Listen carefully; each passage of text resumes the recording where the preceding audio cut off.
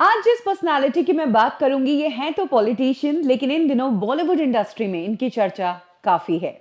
जिस वक्त ये रैम फॉक्स कर रहे थे, वेब सीरीज कर रहे थे पॉलिटिशियन होने के बावजूद, तब हमें कहां पता था कि इनकी नजर तो बॉलीवुड इंडस्ट्री की परी पर है। बात करेंगे आप पार्टी के youngest MP, CA, TV debates में अपनी आर्ग्यूमेंट से बड़ों बड़ों को मात देने वाले पॉलिटिशियन राघव चड्ढा की, जो इन दिनों परिणीति के साथ काफी नजर आ रहे हैं। राघव चड्ढा की लाइफ से जुड़ी वो बातें मैं आपको बताऊंगी जो आपने शायद ही सुनी होंगी।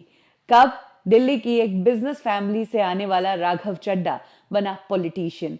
क्यों राघव चड्ढा जो सीए कर चुके थे वो सीए छोड़कर पॉलिटिक्स में आए? और कैसे राघव चड्ढा पॉलिटिक्स करते करते प्यार में पड़ गए?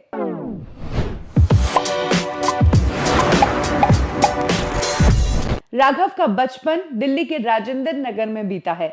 उनका परिवार वहीं पर रहता था। परिवार में मॉम, डैड और एक बहन है।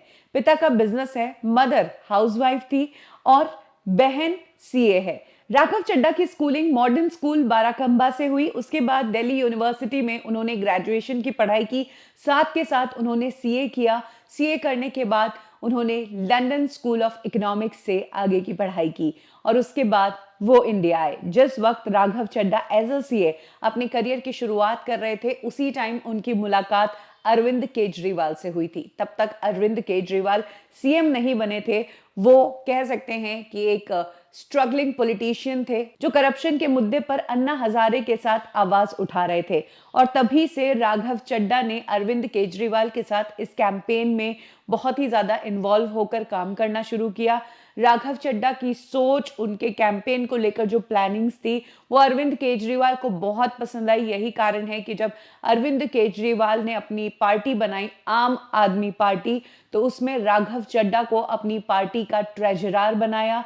अब राघव चड्ढा पार्टी की क्या आवाज जानी चाहिए जनता तक, किस तरह के कैंपेन्स होने चाहिए पार्टी के, ये सब राघव चड्ढा डिसाइड करते थे, क्योंकि उनकी प्लानिंग, ब्रांडिंग, मार्केटिंग स्ट्रेटेजी और वाकपटुता, यानी कि किसी भी चीज का जवाब उनके पास होता था और वो बहुत अच्छे से जवाब देते थे।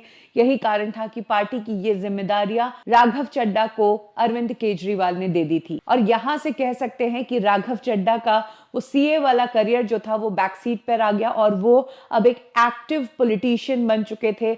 वो आम आदमी पार्टी के बिहाफ पर टीवी डिबेट्स में लड़ते थे। आम आदमी पार्टी पर अगर कोई इल्जाम लगते थे तो उसके जवाब राघव चड्ढा देते थे।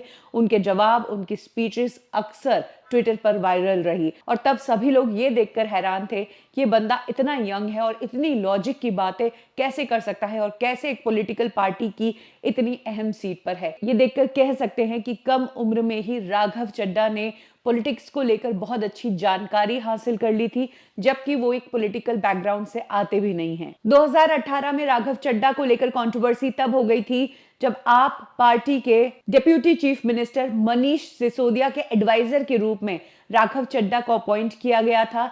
लेकिन इसके 75 दिन बाद राजनाथ सिंह ने राघव चड्ढा को इस पोस्ट से हटा दिया। इस इंसिडेंट पर राघव चड्ढा ने कहा तो कुछ नहीं, लेकिन 75 दिन काम करने के लिए राघव चड्ढा को जो सैलरी मिली, वो सैलरी उन्होंने फिर से राजनाथ सिंह को लौटाई। ये सैलरी थी ₹2.5, क्योंकि वो ₹1 पर मंथ काम कर रहे थे। और कह देना कि कंट्रोवर्सीज लोगों को चमका देती है, और इस इंसिडेंट ने राघव चड्ढा को इतना चमका दिया कि 2019 में साउथ दिल्ली की तरफ से उन्हें लोकसभा कैंडिडेट के रूप में उतारा गया आम आदमी पार्टी की तरफ से। हालांकि इस बार वो हारे थे, बट आम आदमी पार्टी को राघव चड्ढा पर विश्वास था। उन्होंने अगले साल फिर से राघव चड्ढा को इलेक्शंस लड़वाए, जिसके बाद राघव चड्ढा वो इलेक्शन जीते और बन गए यंगेस्ट एमपी। इसके बाद राघव चड्ढा पर आम आदमी पार्टी ने बड़ी जिम्मेदारी डालनी शुरू की। ये बात तब की है जब पंजाब में इलेक्शंस हो रहे थे और आम आदमी पार्टी को ऊपर आना था। भगवंत मान के साथ जो पूरा कैंपेन था वो राघव चड्ढा ने लड़ा और रिजल्ट ये रहा कि भगवंत मान को पंजाब का सीएम बनाया। राघव चड्ढा बहुत क्लोजली इन्वॉल्व रहे इस पूरे इलेक्शन कैंपेन में। कह सकते हैं कि राघव चड्ढा सालों से आम आदमी पार्टी के स्पोक्सपर्सन रहे हैं, उनकी आवाज रहे हैं। पॉलिटिशियन होने के साथ साथ राघव चड्ढा को स्पोर्ट्स का भी बहुत शौक है। वो क्रिकेट के बहुत शौकीन हैं और स्टेट लेवल बैडमिंटन प्लेयर रह चुके हैं। इसके अलावा राघव चड्ढा को ग्लैमरस इंडस्ट्री का भी बहुत शौक है। वो फिटनेस फ्रीक है और कई बार मॉडलिंग भी कर चुके हैं। इनफैक्ट वेब सीरीज राजमा चावल में वो एक गेस्ट अपीयरेंस भी दे चुके हैं। राघव चड्ढा बहुत ही पॉपुलर पॉलिटिशियन है क्योंकि वो यंग है, यंग होते हुए बहुत बड़ी पोजीशन पर हैं और बेहद हैंडसम भी है। यही कारण है कि अक्सर उनकी चर्चा रहती है और कई बार फीमेल्स उन्हें प्रपोज भी करती है। जब भी इंटरव्यूज में उनसे शादी के बारे में पूछा गया तो उनका कहना था कि शादी के लिए मेरे पास टाइम ही नहीं है क्योंकि मैं बहुत ज्यादा बिजी हूँ।